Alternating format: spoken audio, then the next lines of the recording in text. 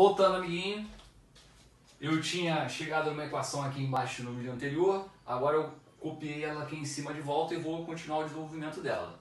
Então a gente obteve esse trambolhão todo aí, mas o importante é o seguinte, ó, vou juntar as coisas que tem para juntar. Aqui tem E2x2 e aqui tem x2, aí eu passei todo mundo lá para a direita. Então aqui, x2 menos E2x2, quando eu botar em evidência, vai ficar 1 menos E2x2. Mais y2, que eu escrevi aqui como 1y2, e vai ter um montão de outra coisa aí, né? Tem esse pedaço aqui que tem x, esse negócio gigante aqui, e tem esse outro negócio gigante aqui. Mas é aí que tá, e aí por isso que teve um vídeo aí, uns vídeos anteriores, falando sobre a equação assim. Lembra que eu falei que para eu ter aqui o sentimento de qual é a cônica, basta eu olhar para os termos de x ao quadrado e de y ao quadrado. Basta olhar para esses dois termos. Esses dois termos, o de x2 e y2, já me dão o direcionamento de qual cônica é, se é elipse, se é hipérbole, se é parábola.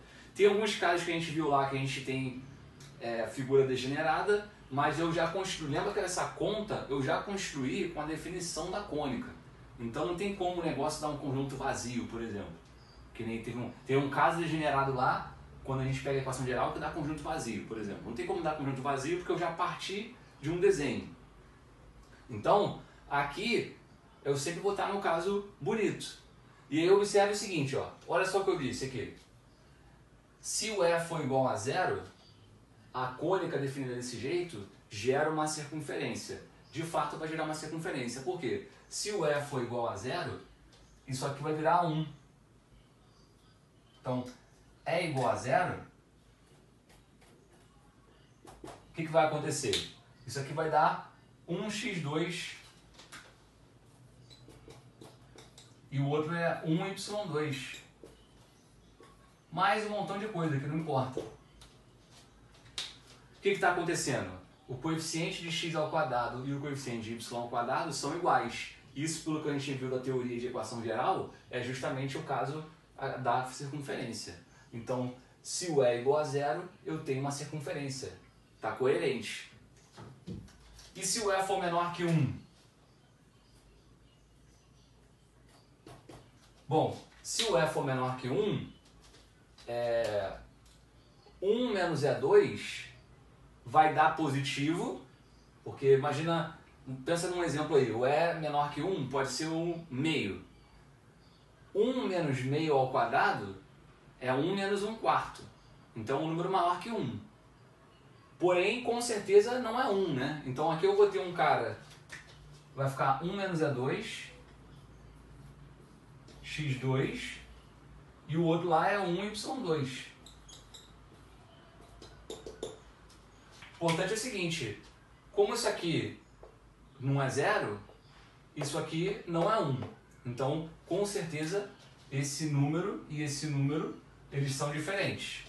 O termo de y2 é 1 e o termo de x2 não é 1. Então, eles são diferentes. Porém, justamente pelo E ser menor que 1, 1 menos E2 fica maior que 0.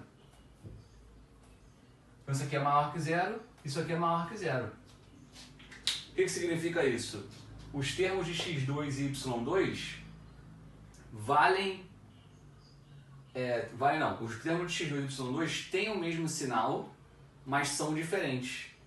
Quando os caras têm o mesmo sinal, mas são diferentes, a gente viu aí nos vídeos anteriores que justamente é o caso de ser elipse. Então, se a excentricidade for um número menor que 1, mas maior que 0,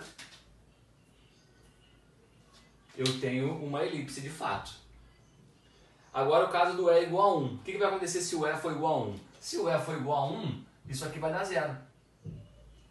Então, quando o E for igual a 1, eu simplesmente vou ter só o y2. Eu não vou ter x2. Eu vou ter 0x2 mais y2.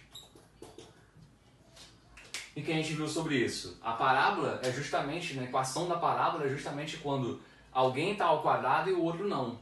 Então, nesse caso aqui, o x ia estar sem nada, não é, quer dizer, não é haver o x ao quadrado, mas haveria o y ao quadrado. Isso seria uma parábola. E repara que do jeito que eu fiz o desenho, lembra como é que eu fiz o desenho, né? Eu fiz o meu desenho assim, ó. Eu botei o foco aqui e no meu desenho lá eu botei a diretriz em pé. Então, para estar desse jeito, isso vai ter que dar uma parábola assim ou assim. No caso, assim. E isso faz sentido, porque repara que a parábola para ser assim, a parábola quando está para cá ou está para cá, ela fica trocada em relação à parábola que você vê em funções, né? Quem fica ao quadrado é o y, aqui. Esse tipo de parábola aqui é um tipo de parábola assim, ó, x igual a y ao quadrado mais by mais c. Se fosse usar a nomenclatura que você vê em funções. Fica trocado x com y. Então está coerente, porque o y está ao quadrado, mas o x não, aqui vai dar zero. Então, excentricidade igual a 1, eu tenho uma parábola. Está fazendo sentido. E por fim, se o e for maior que 1,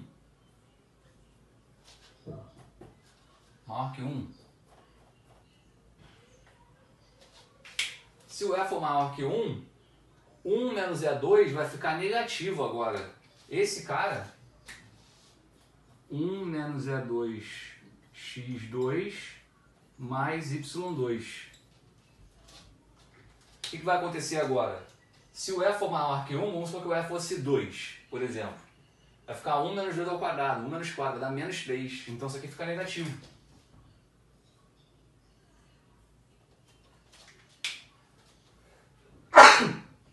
Então o que está acontecendo? Com o e maior que 1, o termo de x2 fica negativo, o termo de y2 fica positivo. E isso a gente viu quando o termo de x2 e y2 tem sinais opostos, é justamente o caso de hipérbole. Então veja a beleza. A excentricidade definida desse jeito, com esses parâmetros aqui, com esses casos, isso aqui gera certinho as equações que a gente já tinha visto com as outras definições. Então o negócio se junta.